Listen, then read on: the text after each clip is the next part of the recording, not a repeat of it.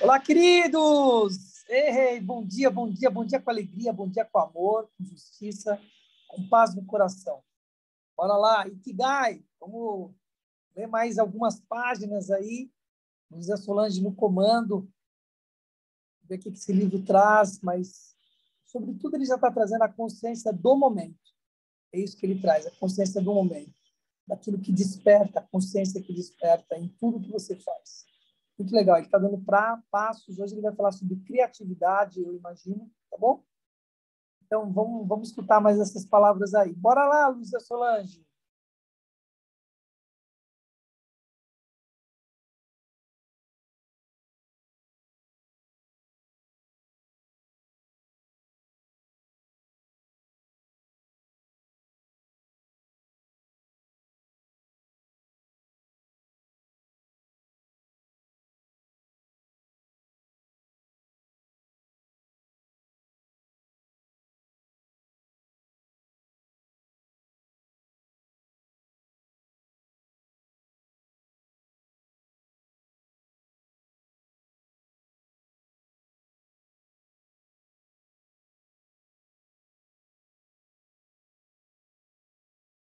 Nos últimos anos, o Japão se tornou um destino turístico muito popular. Em 2010, quase 8 milhões de pessoas visitaram o país. Já em 2015, o número subiu para quase 20 milhões. Atualmente, é comum ver grupos de turistas andando pelas ruas de destinos populares como Tóquio, Kyoto e Osaka. Turistas agora podem ser vistos em vilarejos remotos, em restaurantes antes só conhecidos por moradores da região, conforme eles exploram locais que tradicionalmente eram evitados. Desde a modernização da nação, o governo japonês vem tentando atrair turistas estrangeiros. Na era Meiji, de 1868 a 1912, o número de hotéis de estilo ocidental foi construído para receber turistas da Europa e dos Estados Unidos. Nessa época, o Japão não era uma economia industrializada exportadora, então, a moeda estrangeira que esses turistas levavam era considerada vital. Depois que a economia cresceu rapidamente após a Segunda Guerra Mundial, o número de pessoas que visitavam o Japão foi considerado de pequena importância em comparação à manufatura de eletrônicos e automóveis, que ajudava a atrair moeda estrangeira. Mas houve um empurrão recente para encorajar as pessoas a visitarem o Japão. Agora, as indústrias japonesas, tendo que enfrentar a concorrência de países como China, Coreia do Sul e Taiwan, além da dominância de uma economia baseada na internet vinda dos Estados Unidos, estão perdendo espaço. Houve uma época em que o Ministério da Economia, Comércio e Indústria era reverenciado e temido como motor do Japão corporativo. Agora, o Ministério vê o soft power da nação como parte indispensável da máquina fazedora de dinheiro. O Ministério iniciou a campanha Japão Legal, inspirado pelo movimento Bretanha Legal do Reino Unido, que pretende encorajar economias além da indústria e garantir o turismo como novo ganha-pão da nação. Aumentar o número de turistas é visto como um dos desafios importantes da iniciativa Japão Legal. Os turistas costumam mencionar a alta qualidade dos serviços, a apresentação e a atenção aos detalhes como sendo alguns dos encantos principais do Japão. Desde as operações quase impecáveis dos trens Shinkansen, o trem-bala do Japão, a entrega eficiente e rápida de pratos de carne nas cadeias de fast food, as coisas consideradas triviais pelos japoneses costumam impressionar e até surpreender outras nacionalidades. Os visitantes acham o Japão limpo e arrumado, um lugar onde tudo funciona e é pontual. Banheiros públicos, lojas de conveniência e o transporte público em geral são vistos como meticulosamente administrados. Os habitantes japoneses são elogiados por serem gentis e prestativos. Claro que há soluços ocasionais, como em todo lugar, o Japão tem sua cota de pessoas e organizações incompetentes. Os japoneses, sempre atentos para manter o alto padrão, costumam reclamar dos padrões em deterioração. Mas, na média, é justo dizer que os japoneses tirariam um 10 se o assunto fosse qualidade geral de serviços e simpatia. Ao considerar porque o Japão oferece bens e serviços de tão boa qualidade, é muito importante entender o conceito de kodavari. Kodavari é um conceito difícil de traduzir. Em inglês, costuma ser chamado de comprometimento ou insistência. No entanto, esses termos, como a maioria dos conceitos cultivados em um contexto cultural particular, não capturam adequadamente o verdadeiro significado da palavra. Kodavari é um padrão pessoal, ao qual o indivíduo adere de forma decidida. Costuma ser visto, embora nem sempre usado, em referência a um nível de qualidade ou ao profissionalismo que o indivíduo segue. É uma atitude, muitas vezes mantida pela vida da pessoa, que constitui um elemento central do Ikigai. Kodavari é pessoal por natureza, e é uma manifestação de orgulho pelo que se faz. Em resumo, Kodavari é uma abordagem pela qual se toma cuidado extraordinário com detalhes bem pequenos. Dos 5 pilares do Ikigai, o Kodavari é o primeiro, começar pequeno, sem necessariamente justificar o esforço para qualquer esquema grandioso. Uma coisa em que os visitantes que vão ao Japão reparam é o grande número de restaurantes e bares de pequena escala, pertencentes e operados por indivíduos no lugar de cadeias e conglomerados. Eles passam uma sensação local, são únicos, individuais e representam os gostos do dono. Estes lugares, muitas vezes, têm um Kodavari no Ippin, um prato específico que é sua marca, do qual o dono se orgulha. Pode envolver ingredientes específicos ou se concentrar na região dos ingredientes principais ou na quantidade de tempo necessária para preparar o prato. Os clientes gostam do fato de esses lugares, onde pratos preparados de forma única podem ser consumidos, terem nascido de um desejo de comemorar interação pessoal e um senso de comunidade. Um exemplo particularmente interessante é o famoso macarrão lamen. Nisso, o Japão demonstrou grande habilidade em transformar uma coisa importada em uma coisa próxima da perfeição. Esse tipo de macarrão é originário da China, mas quando chegou ao Japão, houve uma explosão dos tipos de macarrão lamen produzidos. Dependendo do sabor da sopa, da forma como o macarrão é preparado e da escolha de ingredientes, há agora uma enorme variedade desse prato. Quando dois japoneses começam a discutir sobre que tipo de lamen eles gostam, você pode ter certeza de que a discussão não vai ter fim. Um dos observadores cinematográficos mais astutos do Japão, Juzo Itami, fez uma Homenagem muito bem-humorada ao Kodavari presente em Macarrão Lamen em seu filme Tampopo, 1985. Todos os aspectos da preparação do lamen, como a mistura da sopa, o preparo do macarrão, e o número e a proporção dos ingredientes requeridos são descritos. Além disso, os clientes precisam aprender o jeito adequado de saborear e comer lamen. Isso tudo é transmitido de forma cômica no filme. Mas embora o zelo dedicado ao lamen seja divertido e exagerado, e de haver uma boa parte que é mero entretenimento, é engraçado precisamente porque há muita verdade. Começar pequeno e executar cada passo à perfeição é o ethos dos donos de restaurantes de lamen no Japão, compartilhado apaixonadamente pelo público em geral. O Kodavari por si só parece ser um traço inflexível e egocêntrico, quase a ponto de excluir qualquer troca de ideias. De fato, na imaginação popular dos japoneses, um dono de restaurante de lamen com Kodavari é difícil de conversar, mal-humorado, exigente em relação aos mesmos padrões de apreciação por parte dos clientes. Em Tampopo, o dono do restaurante só fica satisfeito quando os clientes tomam a sopa toda. Mas, na verdade, Kodavari é relacionado à comunicação. A recompensa final e pessoal por executar cada uma das pequenas tarefas necessárias para fazer a tigela perfeita de lamen ao sorriso no rosto do cliente. Steve Jobs também tinha esse tipo de Kodavari, embora não expressasse seu ethos em tantas palavras quando tentava aperfeiçoar as características do iPhone, por exemplo. Na verdade, pode-se dizer que Kodavari era uma das características que definiam Steve Jobs. É possível até dizer que ele era japonês pelo seu espírito Kodavari. Claro, Steve Jobs era um indivíduo incrível. O que talvez seja único no Japão é a prevalência do espírito Kodavari dentre as pessoas comuns. De pequenos donos de tavernas izakaya a produtores de Kobe Beef e Atundima, um porto da prefeitura de Aomori, no norte do país. O Japão tem uma grande população de pessoas expressando seu Kodavari. Há muitos agricultores artesanais que dedicam todo o tempo, esforço e criatividade para chegar aos melhores e mais saborosos produtos. Eles procuram o solo perfeito, planejam e executam a poda e a irrigação mais eficientes e escolhem com muito cuidado a variedade de hortifrutigranjeiros a serem plantados. Eles se esforçam muito, motivados pelo sentimento forte de começar pequeno. Um aspecto crucial do Kodavari é que as pessoas buscam seus próprios objetivos acima e além das expectativas razoáveis com base em forças de mercado. Se você quer ter sucesso, é normal que precise produzir itens de qualidade razoável. No entanto, quando chega a um certo nível, a melhoria incremental na qualidade diminui em comparação ao esforço dedicado. É como a curva de aprendizado. Se você é estudante em um determinado ponto, não faz sentido estudar mais, exceto em circunstâncias incomuns, pois a melhoria na pontuação é pequena. É melhor dedicar seus esforços a outra coisa. Esse tipo de racionalização é estranho para pessoas que têm Kodavari. Elas não ficam satisfeitas com lamen bom. Não vão parar de procurar qualidade com atum mediano. Lembre-se de Fujita. Produzir coisas boas ou medianas tornaria você razoavelmente bem-sucedido. No entanto, quem tem Kodavari vai além disso, sem nenhum motivo aparente. Bom o bastante não é bom o bastante para eles. Dá até para chamar de insanidade criativa. Em um determinado ponto, um observador casual pode sentir que esses perseguidores da perfeição estão exagerando e que o esforço é demais. Naquele momento, uma coisa milagrosa acontece. Você percebe que há uma profundidade maior na qualidade que você procura. Há uma descoberta ou a produção de alguma coisa completamente diferente. Com a criação de um novo gênero de produtos, um novo mercado surge, no qual as pessoas estão preparadas para pagar preços acima da média por uma qualidade nunca antes imaginada. Por exemplo, produzir frutas é um campo no qual os japoneses exibiram um grau particularmente alto de Kodavari. Os produtores de frutas almejam uma qualidade melhor. Algumas pessoas até vão atrás do sonho de uma fruta perfeita, por exemplo, um morango com um gradiente de doce e amargo ao longo do eixo longitudinal. No entanto, uma das características mais interessantes das frutas perfeitas oferecidas em Senbikia, na excelente loja de frutas do Japão, é que não existe definição única de perfeito. Só de olhar para a seção de morangos, temos a sensação de que estamos testemunhando o ápice de diferentes linhas de evolução, que não necessariamente levam a uma definição única de que gosto um morango deve ter e como deve ser sua aparência. No Japão, existe até uma liga de frutas de elite. A Senbikia existe desde 1834. As frutas vendidas lá são de qualidade tão suprema que se um produto é aceito para ser vendido em uma das lojas, isso pode ser interpretado como um acesso ao hall da fama das frutas. Ao visitar um dos pontos de venda da Senbikia em Tóquio ou em outro lugar, é difícil não ficar impressionado com os preços incrivelmente altos e a bela aparência das frutas, que são quase como obras de arte. Um exemplo excelente da fruta perfeita vendida lá é o melão cantalupo, que leva o nome de muskmelon em inglês por causa de seu aroma particularmente almiscarado. A mera menção da Senbikia gera uma imagem na imaginação pública de um cantalupo com preço alto, normalmente comprado como presente. De fato, no Japão, dar um cantalupo de presente é considerado a maior expressão de respeito. Um cantalupo da Senbikia pode custar a partir de 20.000 ienes, $200 ou mais por unidade. Pode parecer ridículo, mas se você soubesse os esforços extremos e o Kodavari envolvidos na plantação de um cantalupo, é possível que achasse uma pechincha. Os cantalupos vendidos na Senbikia são produzidos pelo método de um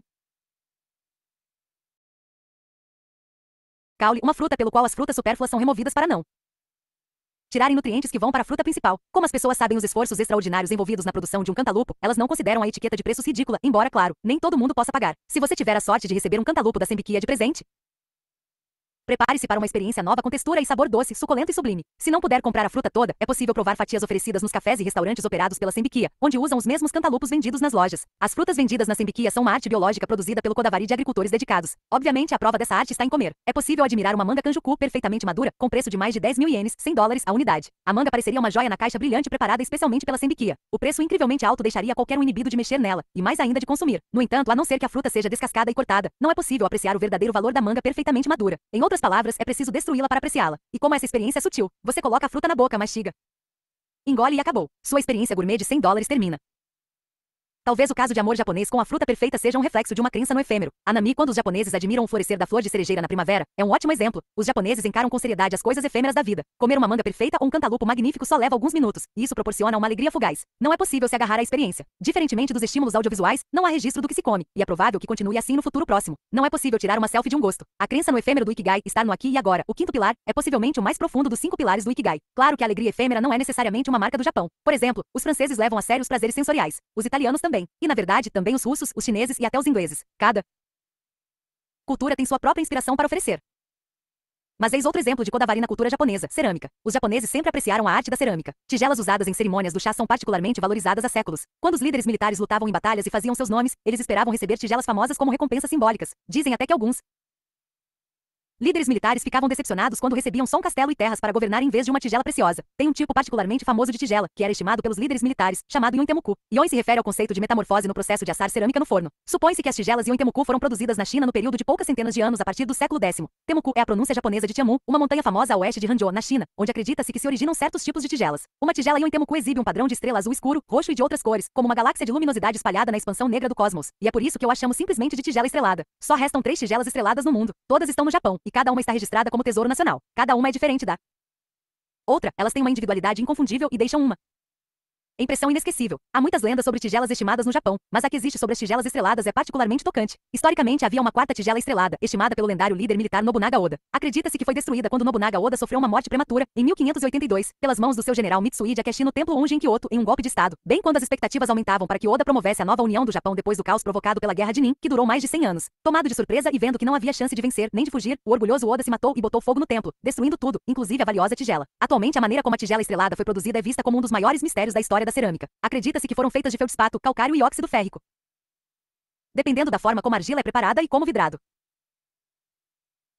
cerâmico é formado e concluído no processo de aquecer e esfriar. As tigelas exibem padrões e texturas variáveis em sua superfície. Essas tigelas são impressionantes pela variedade do acabamento, um processo alquímico de transformação que não é perfeitamente entendido ou controlado por artesãos. Dentro do vasto universo de padrões possíveis residem as tigelas estreladas que provavelmente foram produzidas como resultado de acaso raro. A probabilidade da produção de uma tigela estrelada talvez fosse de menos de uma em dezenas de milhares de exemplares. A reprodução da tigela estrelada se tornou uma paixão e o Kodavari de alguns artesãos famosos no Japão. Eles amam tanto essa tigela preciosa que sua reprodução se tornou a paixão de vida deles. Agora, representa o santo graal da cerâmica japonesa. Um deles é Sokishi Nagai Nono, que é o mestre de 9ª geração de uma casa de cerâmica com base na cidade de Seto, perto de Nagoya, uma área que Nobunaga Oda governava. Nagai é o sobrenome, enquanto Sokishi é o primeiro nome assumido pelos mestres da casa. A reprodução da tigela estrelada foi originalmente paixão do pai dele, Sokishi Nagai VIII. Sokishi Nagai Nono testemunha que seu pai era o tipo de homem que depois que começava a dedicar a vida àquilo, enquanto seu pai estava vivo. Desde a infância, ele ouviu o nome tigela estrelada mencionado dezenas de milhares de vezes, preenchendo a rotina deles. De fato, seu pai era tão encantado pela busca da tigela estrelada que por um tempo, abandonou o trabalho diurno, que era a produção de cerâmica seto convencional. Sokishi Nagai VIII fez algum progresso, e em determinado ponto pareceu que o sucesso estava próximo, e o longo impasse começou. Sem completar a reprodução da tigela estrelada, ele faleceu após um derrame. Nagai, depois de assumir o título de Sokishi Nono, iniciou seus próprios esforços para reproduzir a tigela. Ele comprou mais de 100 materiais diferentes para fazer cerâmica e tentou combinações diferentes com proporções variadas. Nagai tentou mais de 700 tipos de yuyaku, um coquetel especial de materiais usados para cobrir a cerâmica antes de passar pelo processo de cozimento. Acredita-se que as tigelas estreladas foram feitas em fornalhas de cerâmica Jian, na província de Fujian, na China. Havia umas 10 fornalhas no distrito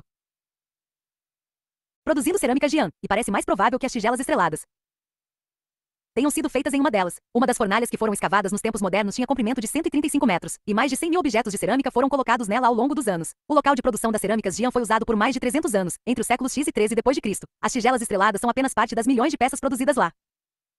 Sokishi Nagai Nono importou um container cheio de terra do local de produção das cerâmicas Jian, que pesava 40 toneladas, ou equivalente em material para 10 mil tigelas. Fazer tigelas da terra de Jian era um sonho que lhe foi passado pelo pai, Sokishi Nagai VIII. Para Nagai, replicar uma tigela estrelada era como construir uma pirâmide. No cume, você encontra as tigelas estreladas. No entanto, é preciso aplanar o piso primeiro para tornar a subida possível. No local de produção das cerâmicas Jian, ainda há montanhas de peças estragadas. Camadas de pedaços quebrados, às vezes com mais de 10 metros de profundidade, cobrem uma área de 12 hectares. Estranhamente, nunca descobriram um fragmento de tigela estrelada lá. Isso levou a várias especulações, inclusive algumas teorias de conspiração. No entanto, em 2009, fragmentos de uma tigela estrelada foram descobertos em um local de construção na cidade de Hangzhou, que era a verdadeira capital da dinastia Song, de 1127 a 1279, dando fim às teorias de Conspiração existentes. Atualmente, acredita-se que as tigelas estreladas foram realmente produzidas por artesãos do distrito da cerâmica Jian. Em 2002, Sokichi Nagai Nono fez uma apresentação em um simpósio internacional que aconteceu em Jinzen, uma cidade que produz cerâmica há 1700 anos e é conhecida como capital da porcelana. Na apresentação, Nagai expôs a base de sua abordagem para replicar essas cerâmicas antigas. Nagai levantou a hipótese de que o uso e a vaporização de fluorita nas fornalhas da cerâmica Jian contribuíram para a formação de vários padrões na cerâmica Temuku, inclusive o das tigelas estreladas. Atualmente, há alguns sinais promissores de sucesso na reprodução das tigelas estreladas, mas a busca de Nagai está longe de ter terminado. A história das tigelas estreladas é característica da mentalidade japonesa de várias formas. A primeira característica é a grande curiosidade exibida em relação às coisas que vêm de fora, como essas tigelas da China. Como já foi mencionado, as 3 tigelas estreladas que ainda estão no Japão são designadas Tesouros Nacionais pela Agência de Assuntos Culturais, uma organização governamental que lida com esse tipo de questão. Existem numerosos outros exemplos de artefatos originários de outros países que são muito valorizados e ganham status de grande reconhecimento pelo governo japonês. A denominação Tesouro Nacional não tem nada a ver com nacionalismo chauvinista. O povo do Japão é bom em absorver, adaptar e se apropriar de uma coisa que foi importada. Sejam caracteres chineses nos tempos antigos ou as técnicas usadas para fazer os jardins ingleses nos anos recentes. O beisebol foi importado dos Estados Unidos e evoluiu até ser um esporte japonês com características bem distintas. Veja Anne de Green Gables, da romancista canadense Lucy Maud Montgomery, ou A Família Moomin, do autor finlandês Tove Jansson. Os 2 livros se tornaram séries de animação de sucesso. O romancista Haruki Murakami traduz trabalhos escritos em inglês, principalmente os de Raymond Carver. Devido à reputação do próprio romancista e em parte por causa da qualidade da tradução, autores traduzidos se tornaram bem populares entre os leitores japoneses, com um acompanhamento quase de culto. Como vimos neste capítulo, os japoneses às vezes se dedicam a produzir coisas com uma atenção tão meticulosa que beira o impossível, como as frutas perfeitas vendidas na sembiquia ou as tentativas de reproduzir as tigelas estreladas. O Ikigai originário de viver de acordo com seu Kodavari costuma ser o motor por trás dessas ações. Se você encarar o Kodavari no sentido estático, pode às vezes incorrer numa inflexibilidade de método, uma ênfase na tradição e um fechamento da mente a influências externas. No entanto, como vimos até agora, Kodavari não necessariamente leva a uma rejeição de influências externas. Ao contrário, os japoneses foram e ainda são um povo curioso. Decididamente, começar pequeno é a principal característica dos dias de juventude. Quando somos jovens, não se pode começar as coisas de um jeito muito grande. O que quer que se faça não importa muito para o mundo. É preciso começar pequeno. E o que se tem em abundância é mente aberta e curiosidade, os grandes motivadores dedicados a uma certa causa. Crianças são sempre questionadoras, dá para ver qual é a ligação entre a curiosidade e o Ikigai. Por acaso, no Japão pós-guerra, o supremo comandante das forças aliadas, o general Douglas MacArthur, que foi o líder da nação como governante militar principal do QG, ficou famoso ao se referir ao Japão como uma nação de crianças de 12 anos. Nesse comentário, MacArthur estava falando da natureza imatura da democracia do Japão na época. A frase era para ser pejorativa. No entanto, se você considerar a ideia de que uma mentalidade jovem com sua expressão ávida de curiosidade é uma vantagem na vida, o comentário de MacArthur poderia ser visto como elogio. Possivelmente, Ikigai faz de todos nós um Peter Pan. E isso não é necessariamente uma coisa ruim. Sejamos todos crianças de 12 anos. A juventude da mente é importante para o Ikigai, mas o compromisso e a paixão também, por mais que seu objetivo pareça insignificante. 4. A beleza sensorial do Ikigai. Uma tigela estrelada em boas condições, se levada a leilão, chegaria a milhões de dólares. Das que restam, a tigela estrelada de Inaba, Inaba Temuku, é vista como a mais delicada das 3. Foi passada do shogunato Tokugawa para a casa de Inaba, e custaria milhões de dólares se fosse colocada no mercado atual. Koyata Iwasaki, o 4º presidente do conglomerado Mitsubishi e um dos homens mais ricos do Japão moderno, tornou-se o dono dessa tigela específica em 1934. No entanto, considerando-se indigno dela, Iwasaki nunca a usava em suas cerimônias do chá. Os japoneses fazem um certo alarde por tigelas bonitas. Afinal, uma tigela é só uma tigela, e sua função é conter líquido. Em termos dessa capacidade, não é diferente de uma tigela qualquer do mercado. E embora o entusiasmo por esses recipientes certamente tenha um paralelo em outras culturas, a percepção é que há algo de único na cultura japonesa que torna a paixão por elas extraordinária. De onde esse tipo de entusiasmo sensorial vem?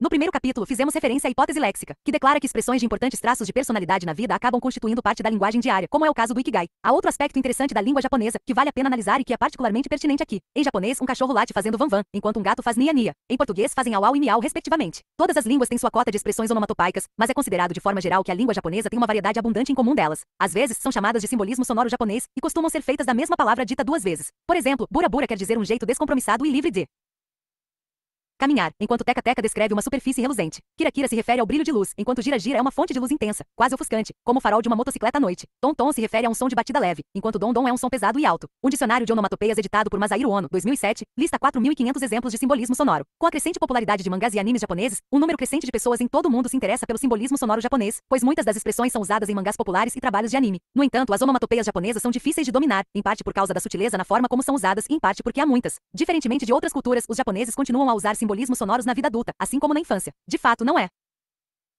incomum os japoneses usarem simbolismos sonoros ao discutir coisas em um contexto profissional. Essa estrutura de percepção se desenvolveu mais em alguns campos da indústria do que outros, como, por exemplo, a gastronomia. Dá para imaginar chefes como Ono Jiro e negociantes experientes de peixe como Hiroki Fujita usando onomatopeias nas conversas, porque o simbolismo sonoro costuma ser usado para descrever textura e sabor de comida. De forma similar, podemos ter certeza de que guerreiros samurais usavam onomatopeias para discutir a qualidade de espadas, do brilho à textura da superfície da lâmina. Artistas que produzem mangá também fazem uso frequente de palavras como tom-tom e dom-dom, que são usadas para refletir as nuances sutis das ações dos personagens. O fato de haver tanto simbolismo sonoro na língua japonesa sugere, de acordo com a hipótese léxica, que há correlação entre isso e o jeito como os japoneses percebem o mundo. Os japoneses parecem distinguir entre muitas Nuances diferentes de experiência, prestando atenção à pletora de qualidades sensoriais. A proliferação de onomatopeias reflete a importância das nuances sensoriais detalhadas na vida dos japoneses. Esse tipo de atenção aos detalhes alimentou uma cultura em que artesãos continuam a receber respeito em uma era em que ondas de inovações prometem mudar nossas vidas. O Japão continua tendo um grande número de produtos tradicionais ainda feitos por artesãos. Esses artistas, embora não sejam extrovertidos e tampouco excêntricos, são muito valorizados e têm papel importante dentro da sociedade japonesa. É muito comum que as vidas deles sejam vistas como incorporação do Ikigai, vidas que são dedicadas a criar uma coisa da melhor forma, por menor que ela seja. O trabalho de artesãos costuma ser fisicamente intenso e demandar tempo. Como resultado, o produto costuma ser altamente refinado e de excelente qualidade. Consumidores japoneses reconhecem que tempo e esforço foram gastos na criação desses bens e apreciam a qualidade, mesmo em áreas variadas como a elaboração de facas, espadas, lâminas, cerâmica, laqueados, papel washi e tecelagem. A ética e o trabalho dos artesãos continuam a ter um impacto em uma gama ampla de atividades econômicas. De forma similar, a compreensão e a abordagem japonesa da grande variedade de qualidades sensoriais levaram a correspondentes artesanato refinado e técnicas de manufatura. Apesar de as empresas japonesas estarem perdendo há muitos anos no campo de eletrônicos de consumo, uma área na qual os japoneses ainda são proeminentes é a manufatura de instrumentos intrincados como câmeras médicas. A engenharia de precisão de ponta e o compromisso com a perfeição deixam as câmeras médicas japonesas entre as melhores do mundo. De forma similar, no caso de dispositivos semicondutores, os fabricantes japoneses têm vantagem, sendo o acúmulo de conhecimento e as operações cuidadosamente coordenadas necessárias para a produção eficiente e de alta qualidade. Prestar atenção à variedade de experiências sensoriais é indispensável para executar as operações delicadamente ajustadas que formam o artesanato e também a manufatura, de alta tecnologia. Assim como com o artesanato, essas capacidades cognitivas se refletem na estrutura linguística da língua. A riqueza da língua japonesa em relação às onomatopeias reflete essa sensibilidade delicadamente ajustada. Como vamos ver mais para frente no capítulo O que não mata fortalece. Na mente japonesa, cada qualidade sensorial é equivalente a um deus. Os japoneses tendem a acreditar que há uma profundidade infinita nas nuances exibidas pela variedade de cores na natureza e nos artefatos, assim como a história de Deus criando o universo é profunda. Seisha Nagon, uma cortesã que serviu à imperatriz Teishi por volta do ano 1000, é famosa por sua coleção de ensaios Makura no Soshi, o livro do travesseiro. Em um ensaio, Seisha Nagon dedica atenção meticulosa às pequenas coisas da vida. Eis um exemplo, em tradução minha, coisas fofas. Um rosto de criança pintado em um melão. Um pardal filhote pulando na direção de um guincho imitado de rato. Um bebê engatinhando com pressa, encontrando uma bolinha de poeira e pegando com dedinhos lindos para mostrar para os adultos. Seisha Nagon não usa palavras grandiosas para descrever a vida. Ela só presta atenção às pequenas coisas da vida, entendendo instintivamente a importância do pilar estar no aqui e agora. Seisha Nagon também não fala sobre si mesma. Referir-se às pequenas coisas que a cercam dá uma expressão da individualidade dela de forma bem mais eficiente do que uma referência direta a si mesma. A abordagem de Seisha Nagon expressa em O Livro do Travesseiro pode ser ligada ao conceito contemporâneo de mindfulness. Para praticar mindfulness, é importante estar no aqui e agora sem fazer julgamentos apressados. Uma insistência em si mesmo é considerada como algo que atrapalha a conquista do estado de mindfulness. Considerando quando o Livro do Travesseiro foi escrito, foi terminado em 1002. A natureza fundamentalmente secular dos ensaios é um prenúncio do contemporâneo Zeitgeist um milênio antes. É quase como se a autora Seisha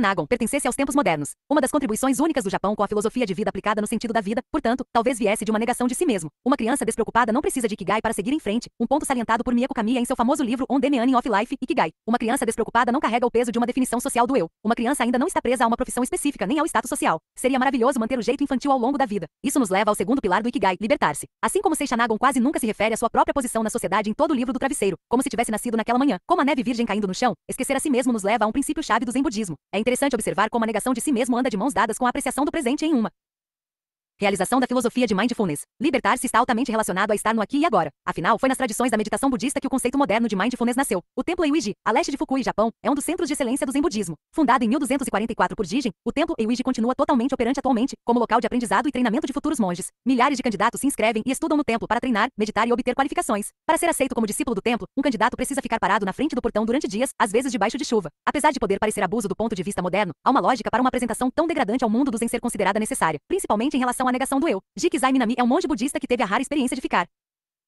dentro da área do templo Eiuji por mais de 10 anos. A maioria dos discípulos fica apenas alguns anos para se qualificar. Minami diz que uma das regras mais importantes do templo Eiuji, e assim do Zen budismo em geral, é que não há sistema de mérito. No mundo externo, as pessoas recebem créditos ou elogios por fazerem coisas valiosas, coisas boas. Dentro do templo Eiuji, no entanto, não existe a possibilidade de se conseguir um prêmio por um ato louvável. Quando você entra no sistema, independentemente do que faça, por mais dedicadamente que medite, por mais consciente que você seja ao executar as tarefas diárias, não faz diferença. Você é tratado como qualquer outro discípulo comum. Você se torna um ser anônimo, quase invisível. A individualidade perde qualquer sentido de relevância. O cronograma no templo Eiuji é árduo. Os discípulos acordam às 3 da madrugada e depois de se lavarem praticam meditação matinal. Depois da meditação, vem uma programação pesada que consiste em mais meditação, limpeza e várias tarefas. Os discípulos fazem 3 refeições por dia.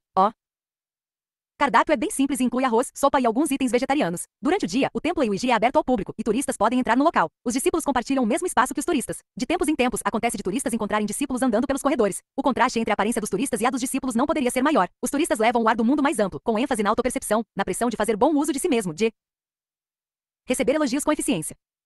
Os discípulos, por outro lado, passam como se não estivessem cientes da própria presença, menos ainda da dos outros. Eles tiveram sucesso no pilar libertar-se do Ikigai. Eles são magros, com pele lisa, dizem que a dieta de Yuji é boa para a beleza facial, e exibem uma concentração que pode fazer até um observador ficar com inveja. Na verdade, imagine por um momento que você é um dos discípulos no templo Yuji. O fluxo sensorial na sua mente está carregado com a arquitetura exótica, com a beleza interior e outras belezas que foram elaboradas, cuidadas e polidas ao longo dos anos. Apesar de sua satisfação material ser mínima e de não haver satisfação para o ego, cada momento desperto passado em Yuji seria um fluxo ininterrupto de beleza sensorial. Quando você está imerso no ambiente do templo, a sensação de euforia é quase atemporal, como se para compensar a perda de individualidade e do sistema de méritos, a abundância de beleza serena no templo, oferecendo ambiente no qual os discípulos executam rituais diários. O neurocientista de Cambridge, Reino Unido, Nicholas Humphrey, que discutiu a importância funcional da consciência em seu livro Soul Dash, The Magic of Consciousness, argumenta que a consciência é funcionalmente importante porque dá prazer sensorial, um motivo para dar continuidade à vida. Humphrey usa o exemplo extraordinário do ritual do último café da manhã de prisioneiros antes de sua execução nos Estados Unidos. Os prisioneiros têm o privilégio final de escolher seu próprio cardápio. Humphrey cita o último cardápio do prisioneiro postado no site do Departamento de Justiça Criminal do Texas. Um detento pode selecionar filé de peixe frito, batatas fritas, suco de laranja, bolo de chocolate alemão, enquanto o outro pode preferir um prato de frango empanado. A questão é que eles dedicam um tempo considerável a pensar na última refeição da vida, um testemunho da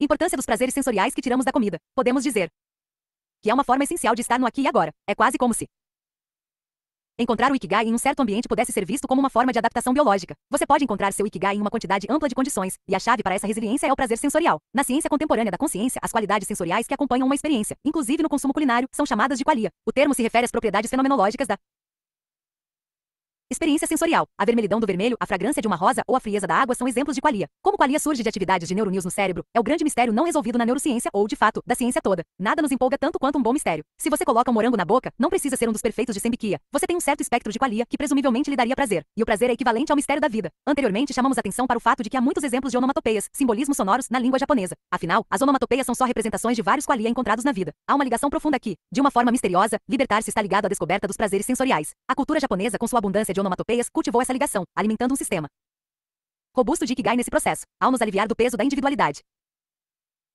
Nós podemos nos abrir para o universo infinito de prazeres sensoriais. 5. Fluxo e criatividade. A negação da individualidade parece um pouco pejorativa. Ela conjura pensamentos de negação e também de rejeição. No entanto, se você entende a repercussão benéfica que vem com essa abordagem dentro do contexto de Ikigai, nada se torna mais positivo. Se você conseguir atingir o estado psicológico de fluxo, como descrito pelo psicólogo americano nascido húngaro Mihaly Csikszentmihalyi, você obterá o máximo do Ikigai, e coisas como tarefas diárias vão ficar até mais agradáveis. Você não vai sentir necessidade de reconhecimento do seu trabalho ou dos seus esforços, não vai ficar procurando nenhum tipo de recompensa. A ideia de viver em um estado contínuo de euforia, sem procurar gratificação imediata por reconhecimento externo, de repente está ao nosso alcance. De acordo com Csikszentmihalyi, fluxo é um estado no qual as pessoas estão tão envolvidas em uma atividade que mais nada parece importar. É assim que se pode encontrar prazer no trabalho. O trabalho se torna um fim por si só, em vez de uma coisa a ser suportada como meio de alcançar outro objetivo. Quando em fluxo, você não trabalha mais para ganhar dinheiro para seu sustento. Pelo menos, essa não é sua primeira prioridade. Você trabalha porque trabalhar dá um prazer imenso. O salário é um bônus. A negação da individualidade, portanto, se torna uma libertação do peso da individualidade e também um aspecto fundamental do fluxo. Corresponde ao segundo pilar do Ikigai, que é libertar-se. Naturalmente, como entidade biológica, você se preocupa com o seu bem-estar e com a satisfação de seus desejos. Isso é normal. No entanto, para alcançar esse estado, você precisa libertar seu ego. Afinal, não é o ego importante. É o acúmulo das nuances infinitas dos elementos envolvidos em um trabalho que é importante. Você não é o mestre, o trabalho é o mestre. E no fluxo você consegue se identificar com seu trabalho de forma alegre e simbiótica. Uma busca séria de objetivo pessoal não é algo desconhecido no Japão. A vida precisa de coerência e ajuda a ter um senso de direção, uma visão dos objetivos da vida, mesmo quando se tem coisas pequenas para apoiar seu Ikigai. De fato, a coerência e um senso de objetivos de vida fazem pequenos pedaços de Ikigai brilharem. Dentre os que valorizam porcelana antiga no Japão, às vezes dizem que a criação inconsciente produz as melhores obras de arte. Argumenta-se que nos tempos modernos, os artistas ficaram cientes demais de sua própria individualidade. Nos tempos antigos, os artistas não faziam seus produtos para reivindicar seus direitos como criadores. Eles só faziam o trabalho deles, sem esperar mais nada além de que as pessoas achassem as peças úteis em suas vidas diárias. Segundo os conhecedores, as porcelanas que restam dos tempos antigos exibem um estado de pureza e sinceridade que não é encontrado atualmente. Há expressões anônimas de beleza nessas peças. Estar em estado de fluxo, livre do peso da individualidade, aparece na qualidade do trabalho. A beleza das tigelas estreladas é precisamente sublime, por serem produtos de empreitadas inconscientes. Pode-se argumentar que as tentativas modernas de reeditar as tigelas estreladas falharam no momento de reproduzir a beleza serena das antiguidades por causa da ação, consciente de querer criar uma coisa bonita e única. Talvez nós saibamos intuitivamente a verdade dessa visão. Em um mundo obcecado com selfies, autoajuda e autopromoção, esse princípio pareça ainda mais pertinente. Atualmente, animes japoneses são mundialmente famosos, porém, é de conhecimento geral que os animadores não são bem pagos. Em comparação a trabalhos mais práticos como em bancos e em vendas, o salário de um animador mediano é baixo. Apesar disso, trabalhar como animador continua sendo o emprego dos sonhos de muitos jovens, e mesmo sabendo que não vão ser capazes de ganhar uma fortuna, gerações após gerações de candidatos a animadores vão para os estúdios. Fazer animes é um trabalho difícil. Para Hayao Miyazaki, o grande mestre da animação japonesa, conhecido por trabalhos como A Viagem de Chihiro e Meu Amigo Totoro, fazer filme significa longas horas de trabalho árduo. Miyazaki nunca sai da mesa e desenha milhares de esboços que definem os personagens e designam as cenas. Esses esboços são trabalhados e refinados pelos animadores do Estúdio Ghibli, a empresa que ele ajudou a fundar. Já tive o imenso prazer de entrevistar Hayao Miyazaki no Estúdio Ghibli. Ele já recebeu muitos prêmios, mas, a julgar por seus comentários, as verdadeiras recompensas pelo trabalho vêm do ato de fazer anime. Hayao Miyazaki faz anime em um estado de fluxo, e dá para perceber, dá para sentir a qualidade da euforia emanando do trabalho dele. Uma criança é um consumidor de honestidade absoluta. Não se pode impor uma coisa a uma criança, por maior que seja o valor educacional que você ache que ela tem. Portanto, o fato de uma criança, ao ver um trabalho de anime do estúdio Ghibli, continuar assistindo voluntariamente e pedir mais, é um grande testemunho da qualidade dos filmes feitos por Hayao Miyazaki. Minha teoria é que ele entende a psicologia de uma criança, talvez por ter uma criança interior viva dentro de si mesmo. Estar no fluxo é valorizar estar no aqui e agora. Uma criança sabe o valor de estar no presente. Na verdade, uma criança não tem ideia clara do passado e do futuro. A felicidade dela está no presente, assim como a de Miyazaki. Miyazaki me contou uma história que deixou uma impressão forte e duradoura.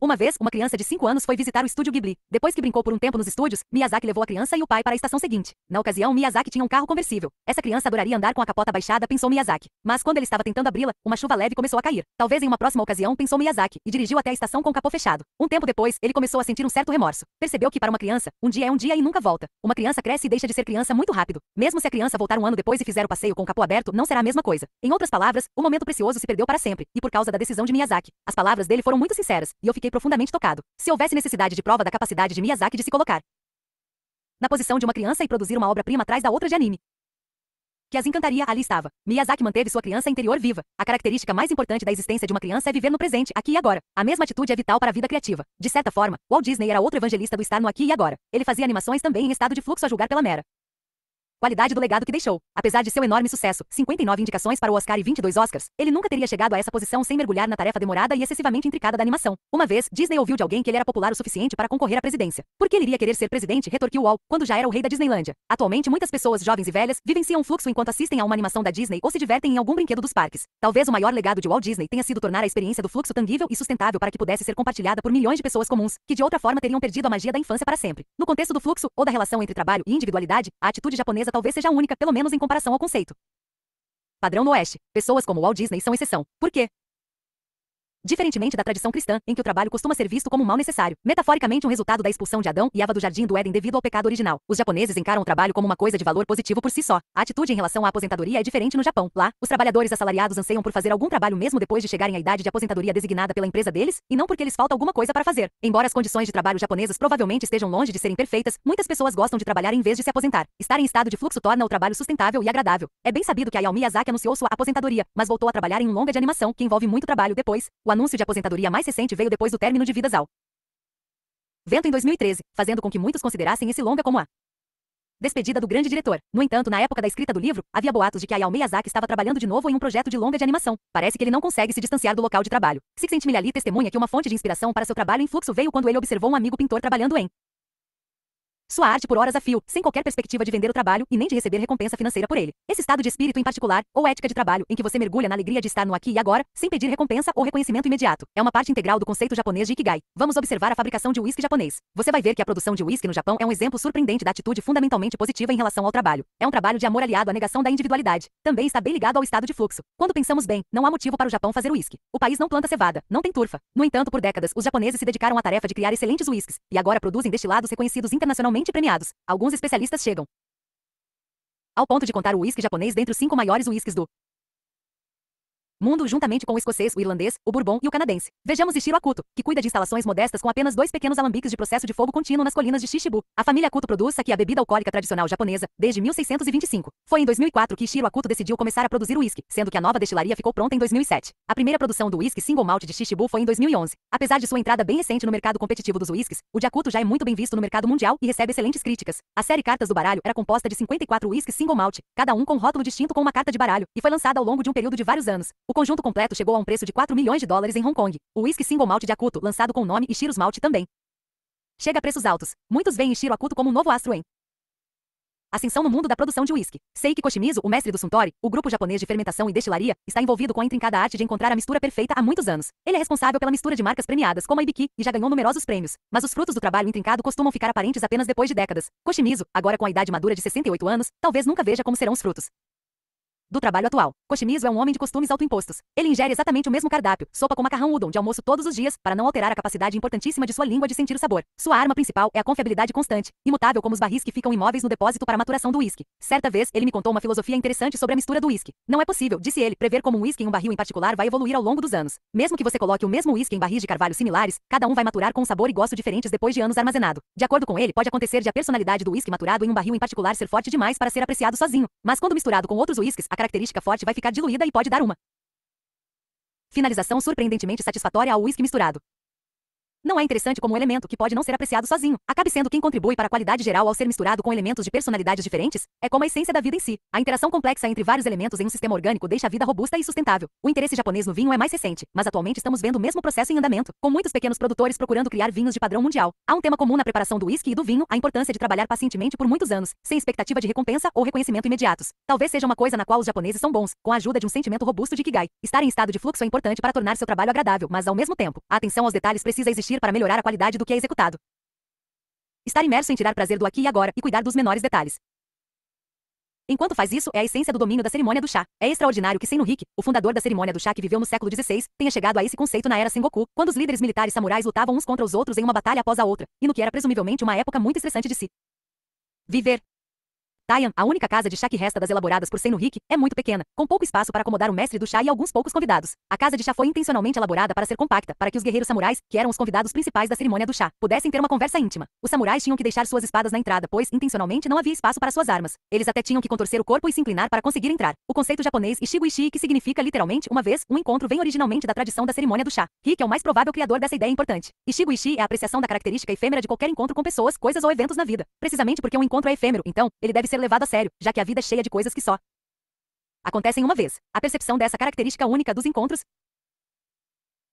prazeres da vida oferece a base da conceitualização japonesa do Ikigai e é essencial na filosofia de vida japonesa. Quando você repara nos pequenos detalhes da vida, nada se repete. Cada oportunidade é especial. É por isso que os japoneses tratam cada pequeno detalhe de qualquer ritual como se fosse uma questão de vida e morte. A tradição da cerimônia do chá está muito viva atualmente. De fato, essa tradição é interessante porque os 5 pilares do Ikigai parecem estar incorporados nela. Em uma cerimônia do chá, o mestre prepara cuidadosamente os ornamentos no aposento, prestando a maior atenção a detalhes como o tipo de flor a ser colocada na decoração da parede, começar pequeno. O espírito da humildade é a marca registrada do mestre do chá e dos convidados, mesmo se eles tiverem longos anos de experiência na cerimônia, libertar-se. Muitos recipientes usados em uma cerimônia do chá têm décadas, às vezes séculos de idade, e são escolhidos para que se harmonizem com os outros e deixem uma impressão inesquecível, harmonia e sustentabilidade.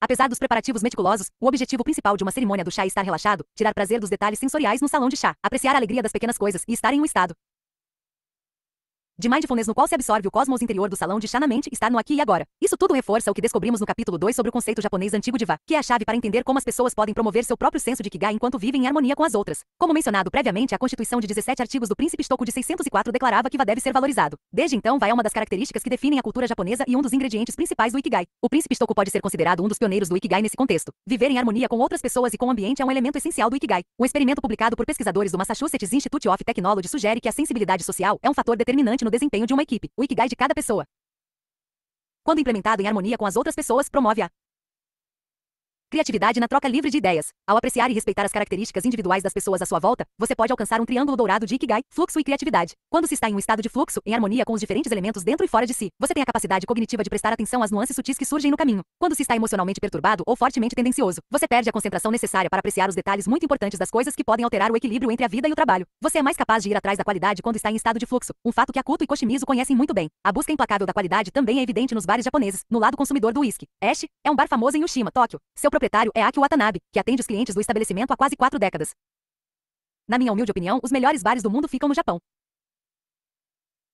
Sei que pode parecer tendencioso e ridículo, mas é pela perspectiva de alguém que cresceu em Tóquio e depois viajou pelo mundo. Então, eu já fui a vários bares na vida. Tive a felicidade de visitar o Oeste, quando era universitário, já com idade para beber legalmente, aos 20 anos. Assim que coloquei os pés no bar, tanto nervoso eu aprendi sobre um mundo novo. O interior do Oeste é decorado com os desenhos tradicionais de um bar japonês com toques de cultura irlandesa e escocesa. Garrafas de whisky, rum, gin e outras bebidas favoritas ocupavam as prateleiras. Do Japão, um bar como o Oeste às vezes é chamado de shot bar. É difícil descrever a atmosfera única de um shot bar para alguém que nunca foi a um. Em termos de elegância dos frequentadores e de tranquilidade no ambiente, um shot bar japonês é como um wine bar. Mas em termos de preço pode compartilhar algumas das qualidades do conceito americano de firm bar. Porém, os clientes não são necessariamente solteiros ou yuppies. E também não há ênfase em plantas na decoração. O shot bar japonês é, na verdade, um gênero único. Não tem nada parecido no mundo. A elegância durante o preparo de coquetéis de Watanabe, a atmosfera tranquila, o jeito como ele escuta e responde aos clientes, tudo isso foi uma inspiração maravilhosa para mim. Pode parecer clichê, mas aprendi muitas Lições valiosas de vida sentado ao balcão naquela noite, tomando uísque. Este é o segredo de Watanabe. A busca incansável por qualidade, compromisso, foco nas coisas pequenas sem pensar em reconhecimento. Durante muitos anos, Watanabe não tirou férias, exceto por uma semana no ano novo e outra no meio de agosto. Durante o resto do tempo, Watanabe fica atrás do balcão do Oeste. 7 dias por semana, o ano todo. Ele dá atenção a cada bebida que serve no bar, levando cada uma a sério. Apesar de Oeste ser visto com respeito pelos clientes, que incluem entre eles atores, editores, escritores e professores universitários, Watanabe nunca buscou reconhecimento social. Ele é extremamente tímido no que se refere à atenção da imprensa ou da mídia. Eu soube pelos comentários casuais de um cliente sentado ao meu lado no Oeste, que uma vez Watanabe, quando jovem, serviu coquetéis ao lendário escritor Yukio Mishima. Nos 30 anos em que frequentei o lugar, Watanabe nunca me contou sobre esse encontro incrível. Ele é esse tipo de homem. Eis um último e impressionante exemplo de pessoas fazendo alguma coisa sem qualquer perspectiva de reconhecimento. A família imperial japonesa tem historicamente uma tradição cultural bem forte. A ciência e as artes são consideradas parte importante do patrocínio imperial. A música é essencial para eles. Os músicos que servem a família imperial têm papéis designados na apresentação de música especial nas centenas de cerimônias e rituais que acontecem no Palácio Imperial todos os anos. Essas formas tradicionais de música e dança da corte imperial antiga juntas se chamam Gagaku, que é tocada na corte há mais de 1000 anos. Uma vez conversei com Hideki Toji, um famoso músico da corte da tradição Gagaku. Toji é da família Toji, envolvida em Gagaku desde o período Nara, 710-794, ou seja, há mais de 1300 anos. Toji me disse que os músicos da corte tocam em muitas ocasiões, como no aniversário de 1200 anos de um imperador em particular. Quando perguntei quem ouviria a música, ele apenas respondeu ninguém. Ele continuou: nós tocamos instrumentos, cantamos e dançamos sem a presença de plateia, dentro da grande tranquilidade do Palácio Imperial. Nós tocamos música tarde da noite. Às vezes, sentimos que os espíritos dos imperadores mortos descem do céu, ficam um tempo conosco, apreciam a música e voltam. Toji disse isso tudo como se não houvesse nada de extraordinário no que ele estava dizendo. Aparentemente, para músicos da tradição Gagaku, tocar sem a presença de uma plateia sempre foi uma coisa muito normal. A narrativa de Toji é uma descrição muito poética e tocante do estado de fluxo, de estar no aqui e agora. Quando você consegue atingir um estado de concentração satisfeito, a plateia não é necessária. Você aprecia o aqui e agora e simplesmente segue em frente. Na vida, nós às vezes nos enganamos sobre quais são as nossas prioridades e o grau de importância delas. É comum que façamos coisas por recompensas. Se as recompensas não acontecem, nós ficamos decepcionados e perdemos interesse e zelo pelo trabalho. Essa é a abordagem errada. Em geral, há demora entre as ações e as recompensas. Mesmo se você terminar um bom trabalho, as recompensas não vêm necessariamente nessa ordem: recepção e reconhecimento. Elas acontecem de um jeito estocástico, dependendo de muitos parâmetros fora do controle da pessoa. Se você consegue fazer o processo de tornar o esforço sua fonte primária de felicidade, você teve sucesso no desafio mais importante de toda a sua vida. Portanto, faça uma música mesmo quando ninguém estiver ouvindo. Faça um desenho, mesmo que ninguém esteja olhando. Escreva um conto que ninguém vai ler. A alegria e a satisfação interior que isso lhe dará serão mais do que suficientes para que você siga em frente com a vida. Se conseguiu fazer isso, você se tornou um mestre do estar no aqui e agora. 6. Ikigai e sustentabilidade. Essencialmente, o conceito japonês de Ikigai sempre foi de reserva e autocontrole, em que a harmonia com os outros é considerada de importância fundamental. Em um mundo onde as simetrias econômicas levaram a uma inquietação social ampla, o Japão tradicionalmente permaneceu uma nação de meios modestos, apesar do sucesso econômico no passado. Por muito tempo, a maioria dos japoneses se viu como parte da classe média. Nos anos recentes, com a desaceleração do crescimento econômico e o envelhecimento da população, houve uma percepção crescente de que a assimetria econômica está aumentando, e várias medidas são coerentes com essa percepção. No entanto, o gasto extravagante dos ricos ou demonstrações de exibicionismo feitas por famosos são coisas relativamente raras no Japão, ao menos em percepção. O Japão só tem uma cultura de celebridade controlada. Não há astros como Justin Bieber ou socialites como as Kardashians, embora o Japão também tem a sua cota de celebridades em escala menor. Reprimir desejos e ambições individuais talvez tenha efeitos colaterais negativos. Em comparação ao sucesso global de empresas como Google, Facebook e Apple, as startups no Japão dos anos recentes causaram um impacto relativamente pequeno. Talvez o espectro de sucesso e glamour japonês seja estreito demais para acomodar verdadeiras empresas revolucionárias em escala global. Intimamente ligado à expressão controlada da liberdade e do sucesso individual, à reserva e ao autocontrole, está um dos valores mais peculiares do Japão: a sustentabilidade. A busca dos desejos individuais é frequentemente equilibrada com a sustentabilidade da sociedade e do meio ambiente. Afinal, sem uma sociedade e um meio ambiente robustos e saudáveis, não se pode ir atrás dos seus objetivos e alcançar suas ambições. Como vimos antes, em um nível individual, o Ikigai é uma estrutura motivacional para nos fazer seguir em frente, para nos ajudar a acordar de manhã e começar a fazer as tarefas. Além do mais, na cultura japonesa, o Ikigai tem muito a ver com estar em harmonia com o meio ambiente, com as pessoas ao redor e com a sociedade de um modo geral, sem a qual a sustentabilidade é praticamente impossível. O terceiro pilar do Ikigai, harmonia e sustentabilidade, talvez seja o ethos mais importante e peculiarmente desenvolvido na mentalidade japonesa. Vamos considerar o relacionamento japonês com a natureza. Os japoneses transformaram o controle de vontades individuais em uma forma de arte de modéstia, estética austera e suficiência elegante. No idealismo japonês, há uma abundância de beleza discreta wabi-sabi. A madeira lisa e sem tratamento de uma bancada de sushi é um exemplo excelente. A aromática madeira inoki usada em banhos,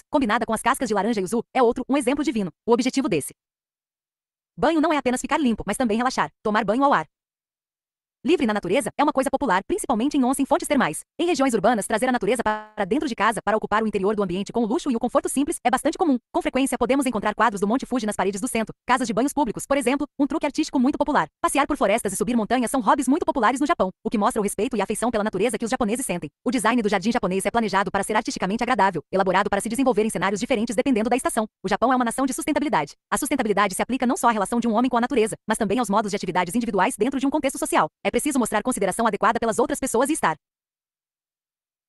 ciente do impacto que as suas ações podem ter na sociedade de um modo Geral. Idealmente, toda atividade social deve ser sustentável. É parte do espírito japonês ir atrás de uma coisa de forma controlada, mas determinada, e não de um jeito chamativo, procurando a satisfação em curto prazo das necessidades momentâneas.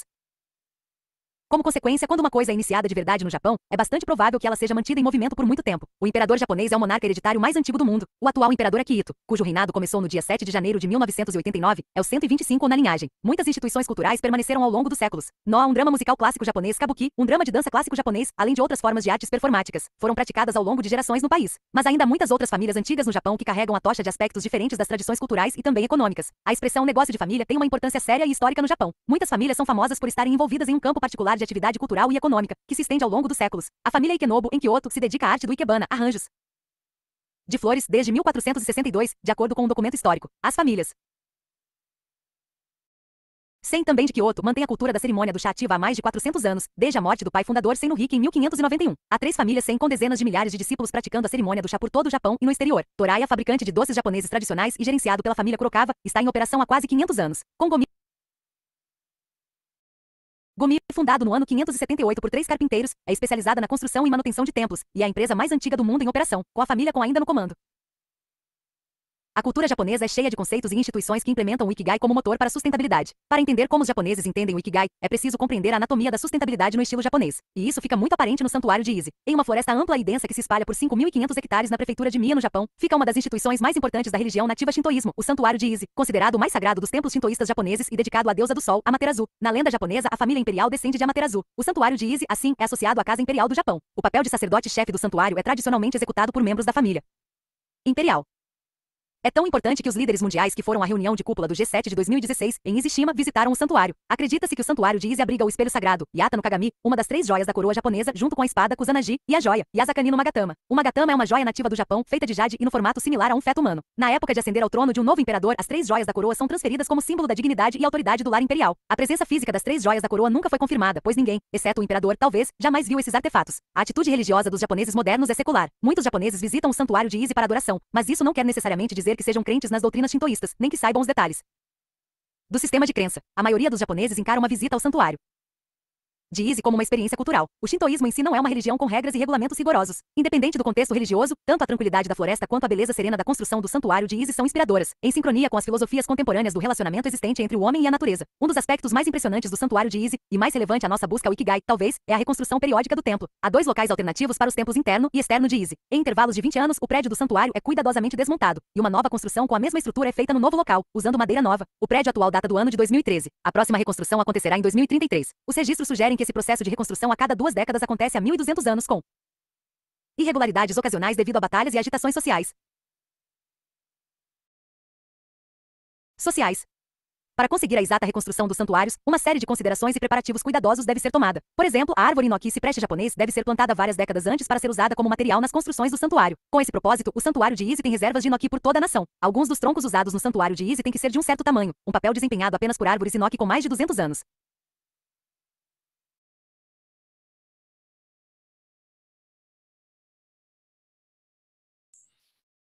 Bom dia, Essia. Obrigada pela companhia.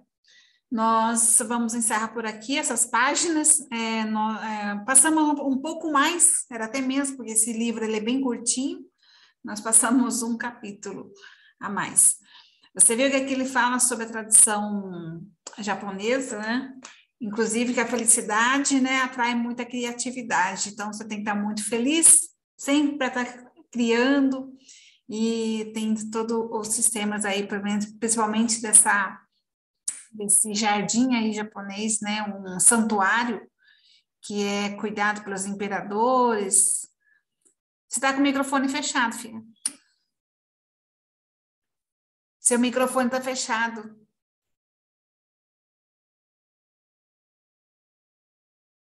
Você está com o microfone fechado. Está fechado. Pronto? Agora sim, não ouvi nada que você falou. Vou voltar. Rebobinar o fio.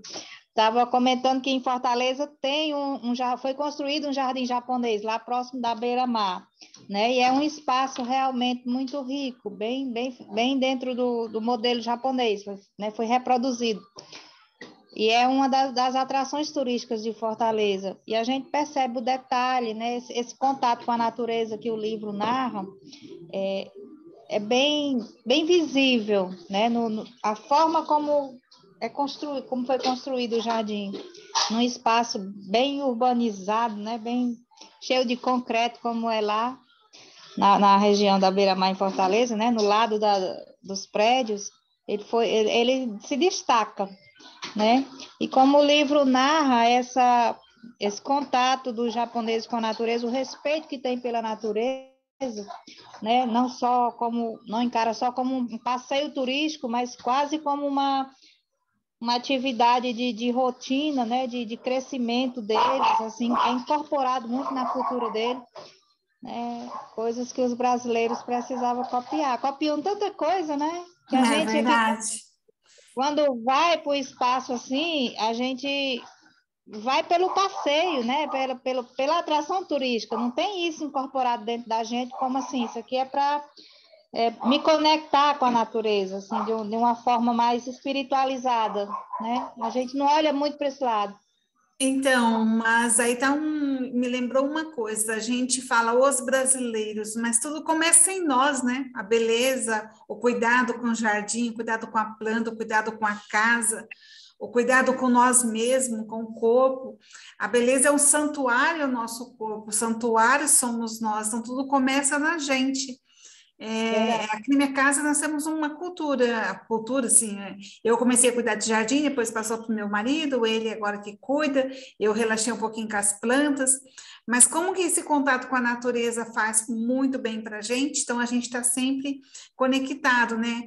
E é legal quando você começa a deixar o seu jardim bonito, as pessoas começam, você percebe assim, às vezes passa, a pessoa nem percebe que você está vendo, mas comentar, né, do jardim seu, como tá bonito, das tuas flores, nossa, como consegue ficar assim, eu quero uma muda, eu quero isso aqui. Então, as pessoas começam a ter essa visão externa também, quando nós começamos a cuidar de nós mesmos. E tudo, brasileiro tem um hábito, não só brasileiro, mas tudo a gente tem uma cultura, ou de vez a maioria de ver, é o geral, é o Brasil, é as pessoas.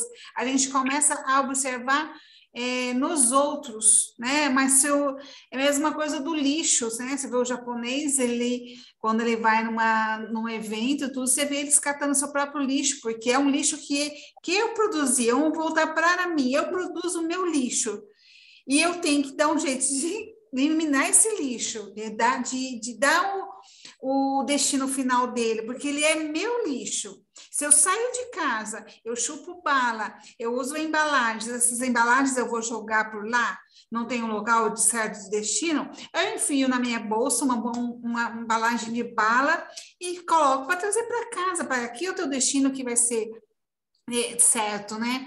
Então a gente pensa, tudo os outros, vai para o lugar, é bonito visitar, é lindo, é maravilhoso a gente ir para os lugares assim, onde a gente vai se conectar com a natureza. Aqui, por exemplo, próximo da minha cidade, existe uma outra cidade, mais ou menos uns 150 quilômetros, que ela é famosa pela festa das cerejeiras, que é a árvore nativa do Japão, conhecida. Então existe um parque só de cerejeiras aqui, existe a festa das cerejeiras, que é a cidade de Garça, e é maravilhoso também. Mas assim, por que nós assim, conseguimos fazer isso fora do Japão, lugares assim? Porque também não conseguimos começar com a nossa casa, né? Com o nosso jardim, com o nosso quintal, deixar bonito. É bonito, né, a gente ficar olhando também a beleza do outro. Sempre a gente fala sempre o jardim do vizinho é mais bonito que o seu, né? A gente sempre está sempre olhando o jardim do vizinho. Nossa, por que será que a grama do vizinho é melhor do que a minha? Por que será que a família do vizinho... Aquele hábito... Tem gente que fala assim, por que eu não nasci em família tal, não sei o quê, mas escuta, volta para dentro, olha a sua, olha o seu jardim, o seu corpo, sua casa, sua família. Deus te deu isso de presente e você não está cuidando, você está rejeitando. E eu trouxe mais para esse lado porque, assim, é bonito ver né? A gente olha para fora e não olha para dentro. É bonito quando a gente vê que as pessoas também gostam das coisas que nós fazemos. E nós temos muita coisa bonita, nós temos muita coisa linda, nós temos muita coisa de bom para fazer, muita coisa de arrumar, mas temos que estar sempre limpando, sempre organizando. Então, é bem legal isso mesmo. A cultura japonesa nos ensina muitas coisas. Uma delas é o contato com a natureza e trazer a natureza para dentro de si. Nessa religião, no shintoísmo, se essa é a palavra certa, que eles mesmo assimilaram isso tanto que nem sabe porque que as regras dele é muito, muito forte, muito duras, para ter realmente uma harmonia ali de frequentar. Mas ver como a natureza é dura, a natureza dura, não digo assim, de suas regras, né? Senão ela reverte tudo contra também nós, né? Na verdade, o homem está fazendo mal à natureza e tá colhendo o próprio fruto daquilo. Verdade. Então, é isso mesmo. Mas vamos começar a cuidar, né? Cuidar do nosso jardim, de uma planta, de abastar ela vai frutificar, ela vai florir, é um gramado, é uma árvore, é uma sombra. Uma plantinha terapêutica. É muito bom. Uma plantinha terapêutica. Eu tenho muitas plantas aqui, tadinhas, elas são bonitinhas, gostam, chovendo, estão gostando, mas eu preciso dedicar um pouquinho de carinho para elas também, para eu contato com ela, que também faz parte da minha vida, né? Obrigada, Mas, viu? Oi? Obrigada pela oportunidade, assim, desse debate aí, de conversar sobre isso, conversar contigo, é muito bom, né? Estou voltando aqui aos estudos, estou aqui com o meu computador aberto aqui também, estava acompanhando a leitura e refazendo umas anotações que eu estou voltando assistindo novamente, como eu fiquei atrasada, várias coisas lá no 12 em 12, então eu voltei algumas coisas, estava revendo, fazendo anotações para pegar o caminho completo, sabe? Não deixar nada desapercebido. Voltei aqui à cidade. Isso aí, volta firme aí para que o final do ano estão terminando, né? O fundamento. Volta firme aí. E hoje à noite esteja presente na abertura da 7ª turma, esteja presente lá como convidada, tá? Da 7ª turma, para dar as boas-vindas ao pessoal novo, tá? E faça todas as chaves, se acompanha para você chegar no fundamento quarta-feira agora, né? Hoje é terça, amanhã tem a turma de vocês também da concretização. E continue firme, porque é maravilhoso o final desse programa. É maravilhoso. E isso está em tudo que a gente cria, tudo que nasce, tudo que está aqui, está esse programa aí, só que nós não percebemos, justamente porque a gente está olhando muito desconectado com tudo, com a natureza, com o mundo, desconectado com Deus. Obrigado, viu? Obrigada a você, viu? Amanhã tem mais, ó, livro, leitura todos os dias. Tá? Tá bom. Um Beijão. abraço. Tchau, tchau. Tchau. Tchau.